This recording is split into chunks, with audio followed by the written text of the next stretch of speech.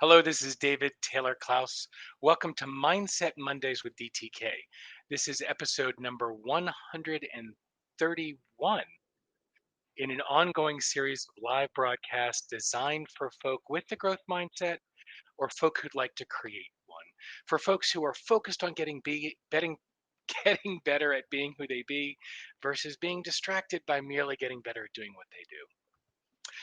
Love that you're joining me. Please take a moment and click share just beneath this video and invite your friends, your colleagues, your community to join the conversation. The more we have here, the richer the conversation. All right, so here's the playground today. I the quote I chose to play with. Let's add this in. Hi. We all need empty hours in our lives. We'll have no time to create and dream. Again, we all need empty hours in our day or we'll never have time to create or dream.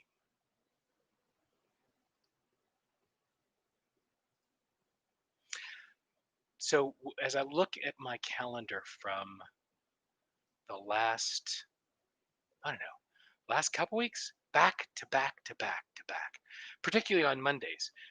Today, I'm going straight through with a break for a couple meals, straight through until 9 o'clock. My last podcast appearance is an 8 o'clock call with somebody in Singapore for their AM slot.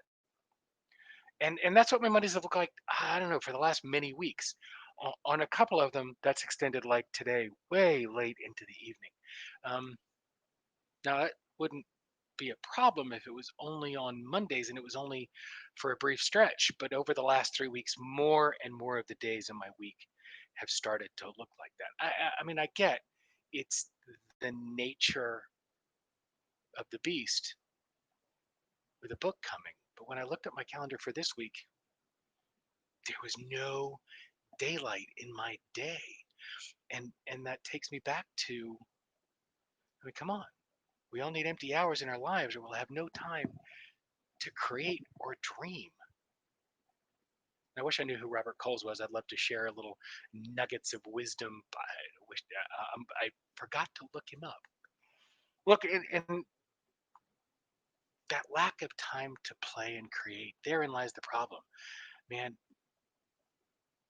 I was feeling when I wrote this last week, the message that was coming out to support this broadcast, I was wondering why I was feeling so stifled, why I was so caught up in the doing of my world that it left no time open for the being aspect. I mean, look, last week I got the hardback version of my book, and that was one of those hair on fire, drop everything, proof the entire book and make sure there were no issues with this version of it. And I've been through the ebook and the softcover book. Oh my God, so many times it's almost soul crushing.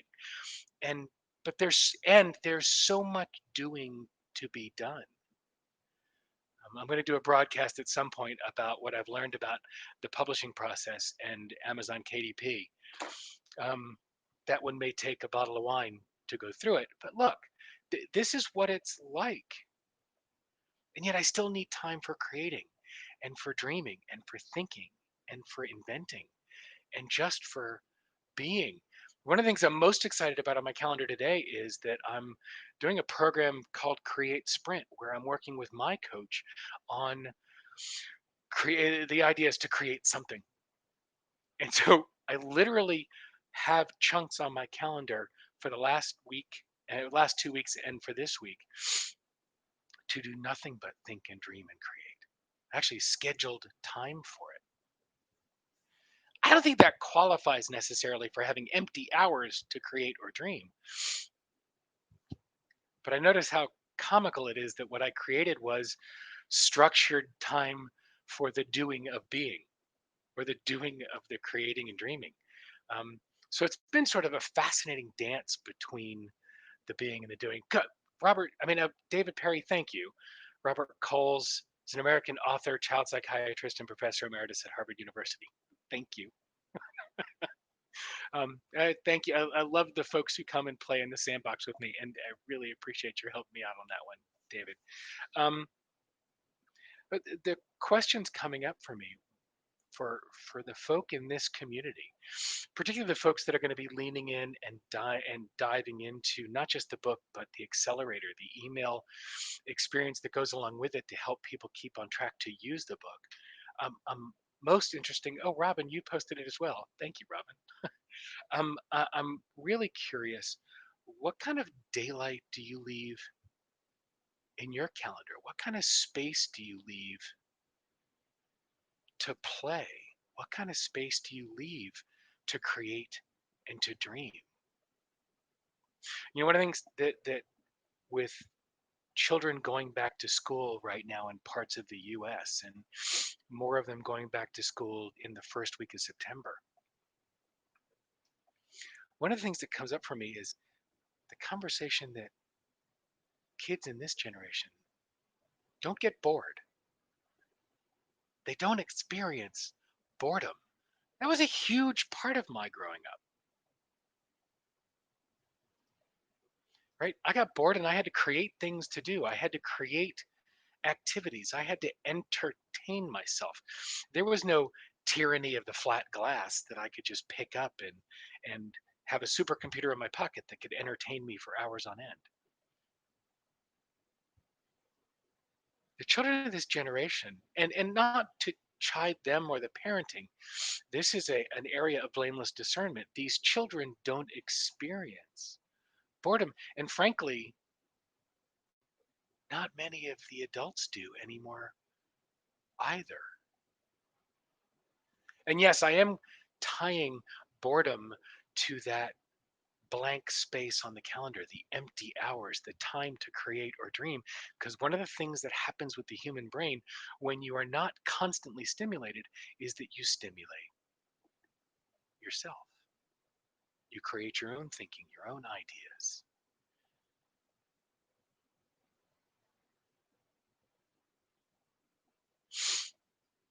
That's the opportunity that we're missing with this constant stimulation.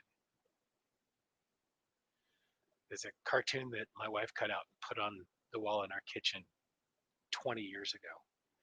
It's a little kid sitting on the bed, daydreaming, staring out the window. Mom says, "What are you doing sitting around and daydreaming? We need to hurry up and get you to meditation class." We overprogram ourselves. We keep ourselves so full that we don't have time for the being of human being. We've created an environment where we're human doing. And even, by the way, when we're sitting here staring at the flat glass, being entertained by another video, that's doing. There's no chilling, there's no hanging, there's no getting bored, there's no daydreaming. And I overstated on purpose. So one of the things we do when we share calendars with our kids is they can't see who we're meeting with, but they can see when we're busy and when we're available. And it's fascinating when I look at my calendar and my wife's calendar from the kids' viewpoint. There's so many blocks and there's so little white space. Now, granted, here's the trick. Your calendar doesn't lie. I can look at your calendar and tell you what's important to you. Several years ago, Elaine put on her calendar at different points throughout each day when to begin to prep to leave the office. I'm working on the positive intelligence program. I have time blocked out for PQ reps, for positive intelligence work every morning. I know exactly when it's going to happen. I have time blocked for it. I'm doing a challenge on the Peloton right now. I've got those rides blocked out.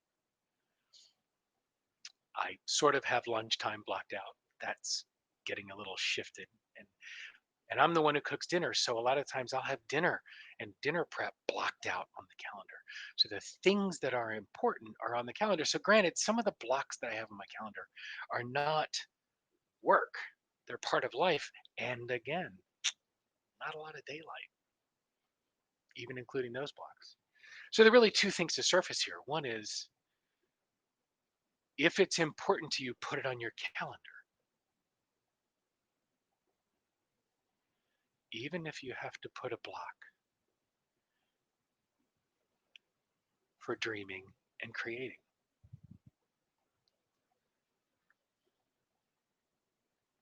Even if you're physically putting a block on the calendar to give yourself time to get bored, to think, to dream, to create. What would be different in your world if you created that space?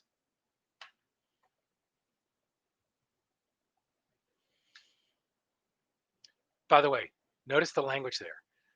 Created that space. I want to challenge myself on that language. Nobody can create time.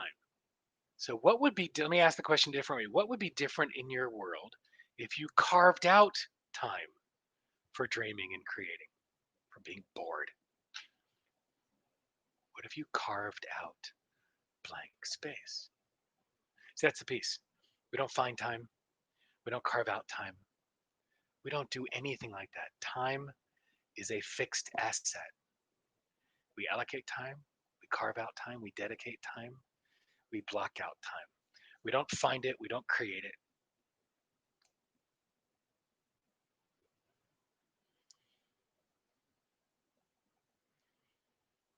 So, what would be different in your world if you carved out time to dream, to create?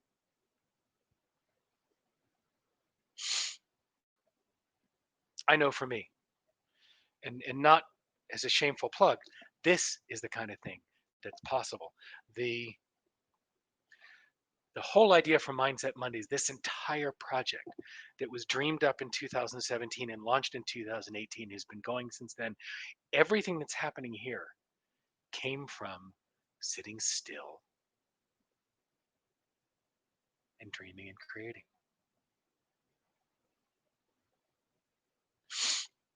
Rich Litvin, coach, I mean, part of his mastermind group, one of the things that Rich talks about all the time is, and many of you have heard me talk about it as well, is slow down to speed up, being still. This is a great example of it, being still, still enough and long enough.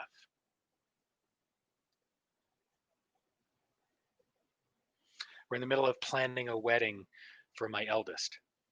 Oh, let me say that again. No, replanning a wedding. Re-planning a wedding. Things have changed a little bit. And part of that has been, it's easy to get caught up in the details, because if you've ever planned a wedding, there are a bajillion more details than you ever thought there were, even when you've been part of it before.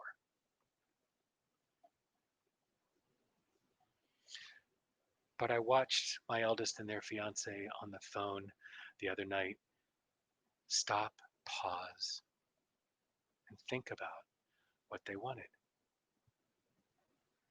and think about whether it was the colors or the location, or it didn't matter. It was about sitting still and thinking about it. And there's a list of 35 different decisions to be made on one phone call. It's so easy to get caught up in yes, no, left, right, up, down, and not be still and think about it.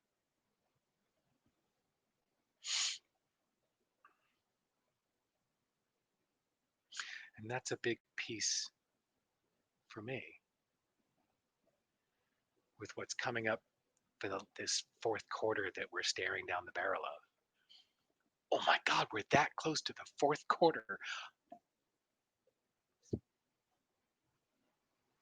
of 2020.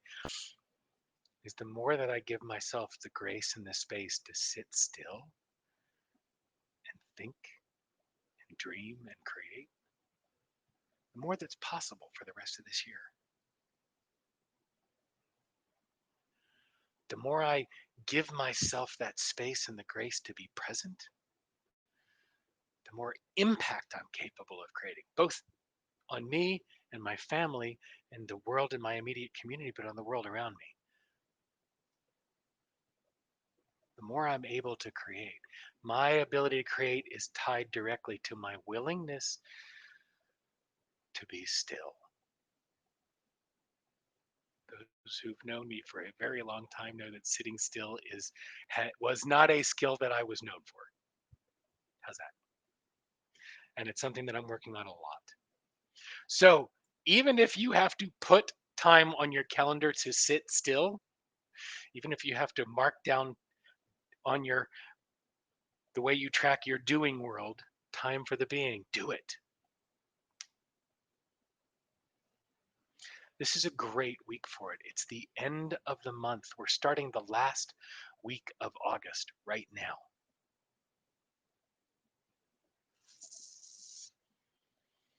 It's a chance to decide what you want to do for the remainder of the year.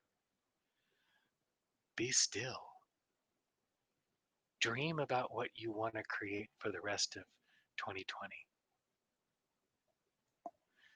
What do you want to create? Be still. Oh my God, what happened if you were still long enough to get bored? I wonder what you could create. And I'd love to hear about it. So join me at facebook.com/groups/mindset Mondays and join the conversation. You can also come to Mindset Mondays with DTK.com and you'll see information about the book and when it's launching, which is a week from today. So again, thank you for joining. In between now and next week, what mindset will you choose?